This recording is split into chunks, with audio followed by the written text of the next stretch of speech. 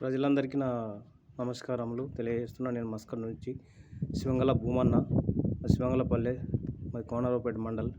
నేను మస్కట్లో ఉండి హాస్పిటల్లో డాంబర్ పని చేస్తున్నాను. ఇప్పుడు జరిగే మోసాలు ఏంటంటే ప్రజలు తెలుసుకోవాల్సిన విషయాలు చాలా ఉన్నాయి. చాలా జాగ్రత్తగా ఎవరు చెప్పినా వినండి.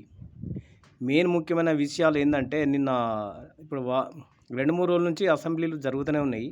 అసెంబ్లీలో ఎలాంటి మాటలు ఎలాంటి యుద్ధాలు నడుస్తున్నాయి అని చెప్పంటే ప్రజలకు ఎలాంటి ఉపయోగపడే మాటలు పనులు ఏమీ లేవు. అక్కడ ఏం లేదు. వాళ్ళు ఎక్కడ దోసుకున్నారు, ఏం చేసారు, అదే వాళ్ళ కొట్లాటలు. దోసుకున్నాయి, దాచుకున్నాడు, ఎవరెంత దాచుకున్నారు, ఎవరెంత దోసుకున్నారు, గదే చర్చ నడుతుంది తప్ప ప్రజలకు ఏం చేద్దాం. మనం అన్ని పార్టీలు ఏకమై బీజేపీ కానీ, బీఆర్ఎస్ కానీ, కాంగ్రెస్ కానీ, ఇంకా ఇతరుల పార్టీలు ఏవైనా కానీ వీళ్ళంతా అసెంబ్లీలు ఉన్నాయి ఎందుకు అన్ని చర్చించుకొని ప్రజలకు ఉపయోగ పనులు ఏం చేద్దాం. ఫస్ట్ మీరు ప్రజలను అడిగితే కదా మీరు మీ సొంత నిర్ణయాలు, మీరు చట్టాలు అసెంబ్లీలో కూర్చుని చట్టాలు చేసుడు కాదు.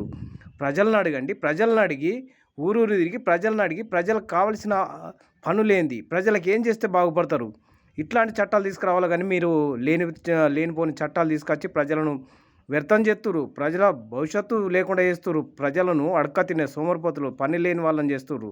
ప్రజలకు పింఛన్లు ఇచ్చుడు, ఉచిత బస్సు, ఇవన్నీ చేసుకుంటా లేనిపోని పనులు అన్ని 100 కోట్లు ఖర్చు పెట్టుకుంటా మేము ఎవరే ఆ విగ్రహాలు పెట్టుకోమన్నది. 5,000 కోట్లు పెట్టి ఒక గాంధీ మహాత్ముని విగ్రహం పెట్టుడు ఎందుకు? 1 లక్ష రూపాయల విగ్రహం పెట్టి మామూలుగా సింపుల్గా ఏదో ప్రజల కొరకు, ప్రజలు చూసే కొరకు, మహాత్మా గాంధీ గిట్లుంటాడా అనేది తెలిసే కొరకు విగ్రహాలు పెట్టాలి.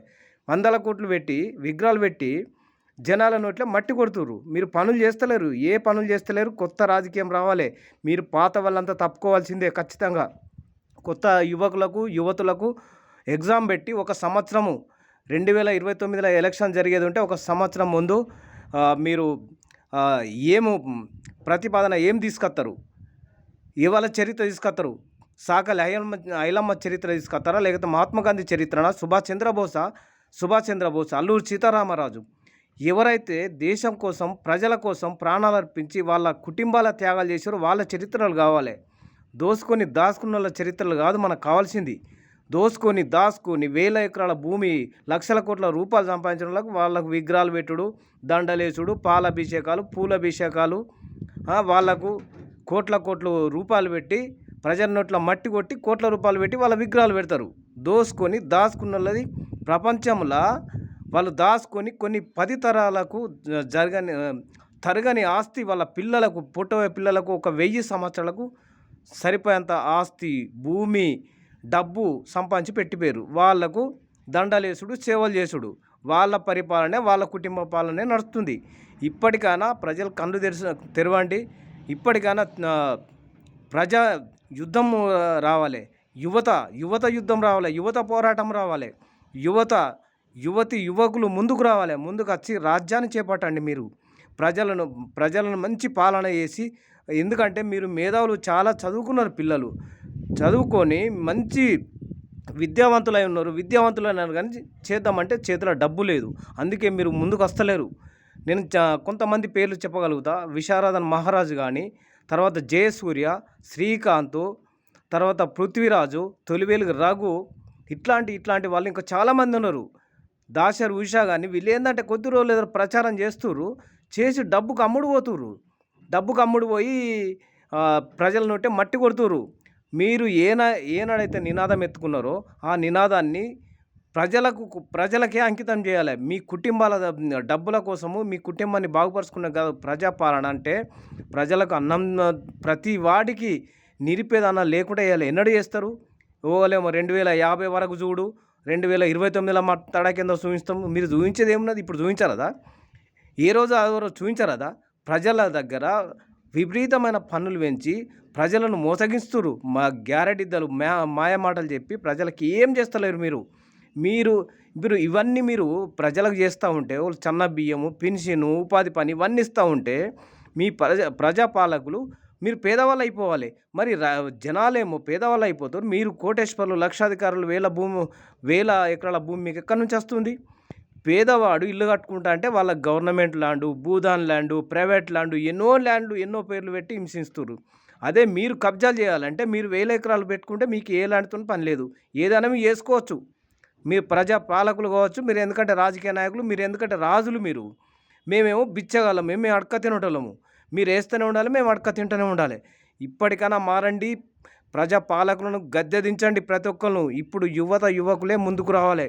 ఒక సంవత్సరం ముందు 2028లో ఫస్ట్ స్టార్ట్ చేసి ఎగ్జామ్ తీసుకురావాలి. ఎగ్జామ్ ఏంటంటే సాకలి ఐలమ్మ, సర్దార్ పాపన్న, అల్లూరు సీతారామరాజు, సుభాష్ చంద్రబోస్ ఇట్లాంటి చరిత్రలు కుటుంబాలు ఎవరైతే ప్రజల కోసం అంకితం అయిపోయినరో అట్లాంటి చరిత్ర తీసుకొచ్చి వాళ్ళకి ఎగ్జామ్ పెట్టి ఎగ్జామ్లో పాస్ అయిన వాళ్ళకే ఎమ్మెల్యే ఎంపీ సీట్లు కానీ ఇట్లాంటి చట్టాలు రావాలి. మీరు ఏం చట్టాలు చేస్తున్నారు? మీరు ప్రజలకు ఉపయోగపడే చట్టాలు కాదు మీరు చేసేటివి. మీకోసం మీకు ఏవైతే ఉపయోగపడతాయో అవి మీరు చట్టం చేసుకుంటారు. అసెంబ్లీలో కూర్చుండి ప్రజా పన్నులు విధించి ప్రజా పన్నులతోని ప్రజల పైసలతోని మీరు ఇష్టం వచ్చినట్టు రాజ్యం మాదే అన్నట్టు ఇక మేము తప్ప మాకు ఎవరు పాలించారు, మేమే రాజులము, మేమే ఏదైనా శాసనం చేయాలా, మేమే ఏదైనా కానీ అని చెప్పి అనే ఉద్దేశంలో మీరు చేస్తున్నారు. కానీ ప్రజలకు ఎలాంటి పనులు కానీ నేను దాదాపు ఒక 30 సంవత్సరాల నుంచి చూస్తున్న ఎలాంటి ఉపయోగం ప్రజలకు లేదు. అలాంటి ఉపయోగం ఉన్నట్టయితే ప్రజలు ఎందుకు ఇట్లా అడక తినే గతి వస్తుంది? మీరు వేస్తూనే ఉన్నారు. మేము ఉపాధి పని ఓలు, పెన్షన్ అని ఒగలు, ముండరాల పెన్షన్ అని ఒగలు ఏమిస్తుండ్రా మీరు? మీరు ఇచ్చుకుంటా పోతే కోట్ల రూపాయలు మీ దగ్గర మిగలద్దు. మీ దగ్గర లక్షల కోట్లు ఎట్లా మిగిలిపోతున్నాయి? ఒక్కటే నేను చెప్పదలుచుకున్న, కేసీఆర్ను గద్దె దించాలని చాలా రేవంత్ రెడ్డి ఏం చేసిందంటే 1,00,000 కోట్లు కక్కిస్తా, అతన్ని చెర్లపల్లె జైల్లో పెట్టిస్తా అని చెప్పి నినాదం ఎత్తుకొని అప్పుడు కాంగ్రెస్ ప్రభుత్వం రాజు అయిపోయిండు. ఇప్పుడు గద్దెక్కినప్పుడు ఇప్పుడు ఏమో మర్చిపోయిండు. ఇప్పుడు అదేవిధంగా నువ్వు కేసీఆర్ను 1,00,000 కోట్లు కక్కితే కేసీఆర్ వట్టిగానే నిన్ను ఊరుకుంటాడా? నిన్ను 10 లక్షల కోట్లు నిన్ను కక్కిస్తాడు. 10 లక్షల కోట్లు నీ కుటుంబాన్ని, నీ తర్వాత నీ వారసులు, నీ చుట్టాలను, నీకు ఎక్కడెక్కడ ఉన్న మొత్తం కక్కిస్తారు. ఆ కక్కితప్పుడు ఏమవుతుంది? ప్రజలకు లాభం జరిగిపోతుంది. అందుకనే నువ్వు కేసీఆర్ని కక్కావు, కేసీఆర్ నిన్ను కక్కియాడు.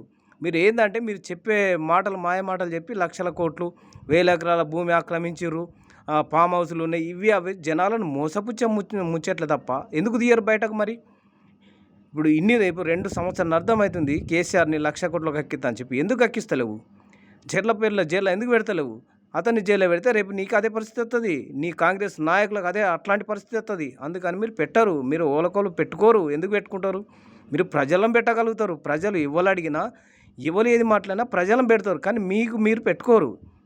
అట్లాంటివి మానుకొని ఇప్పుడు కొత్త యువకులు మీరంతా ప్రజలలో పల్లెటూళ్ళు కానీ ప్రతి గ్రామానికి ప్రతి వాడకు చొచ్చుకొని పోండి, ప్రచారం చేసి మీరు ఏంటంటే జనాలు మత్తుల పోయి మునిగిపోయి వీళ్ళు ఇచ్చే మాయమాటలు చెప్పి దానికి బానిసలు అయిపోయినారు. వాళ్ళకు మీరు చదువు చెప్పి మీరు గురువులై ప్రతి ఒక్కరు విద్యార్థులు మీరంతా గురువులై వాళ్ళకు చదువులు చెప్పి జనాల మార్చి ప్రజారాజ్యం, యువతుల రాజ్యం రావాలి. చాలా మట్టుకు మారాలంటే మీ స్వాధ్యమే, మీతోనే అవుతుంది. అది ఈ పాత నాయకులతో ఎవరితో కాదు. అట్లాంటి నాయకులు ఇంతవరకు లేరు. దాసుకునుడు తప్ప ప్రజలకు మేలు చేసే నాయకుడు ఇంతవరకు పుట్టలే. ఇప్పటి నుంచి మీ యువకుల నుండి పుట్టాలి. చాలా మేధావి పిల్లలను రుచితూ చాలామంది యువకులు అయితే నాకు ఇంకా చాలామంది పేర్లు తెలియదు. నేను ఎందుకంటే ఏదైనా తప్పులుంటే మన్నించండి. నేను ఎక్కువ చదువుకోలేను, మామూలుగా కొద్ది గొప్పనే చదువుకున్నా. నాకు చదువు ఎక్కువ అంటలే, ఎడ్ల కాసుకుంటా, మేకల కాసుకుంటా. నేను అట్లా 2 ఏళ్ళు ఇట్లా 2 ఏళ్ళు మధ్యలో బంద్ చేసి నేను ఎక్కువ చదువుకోలేను. జర తప్పులుంటే మన్నించండి. ప్రజలారా మీరు ఇప్పటికైనా కళ్ళు తెరిచి మానవత్వంతో ముందుకు వెళ్ళి ఓటును అమ్ముకోకండి. ఓటు వేసే ముందు మనం ఎవరికి వేస్తే బాగుంటుంది అనేది పాత నాయకులు మాత్రం ఏ పార్టీ అయినా కానీ, ఏ పార్టీ వచ్చినా రేపు జరగబోయేది అన్నీ ఇదే. ఏ పార్టీ చేసినా అన్ని పనులు ఇవే. ప్రజలకు ఉపయోగపడే పనులు ఏముండయి. గుడులు కడుతురు 1000 కోట్లు. ఇప్పుడు యాదాద్రి నరసింహస్వామి గుడి కట్టిండు. ఎందుకు కట్టిండు? అది తిరుపతిలో డబ్బంతా అక్కడికి పోతుంది, మన తెలంగాణకు రావాలని చెప్పి కేసీఆర్ నిర్ణయం తీసుకుని దాన్ని డెవలప్ చేసిండు. అది ఎవరి కోసము? వాళ్ళ కోసము, ప్రజల కోసం ఉపయోగపడే పనులు కావవి.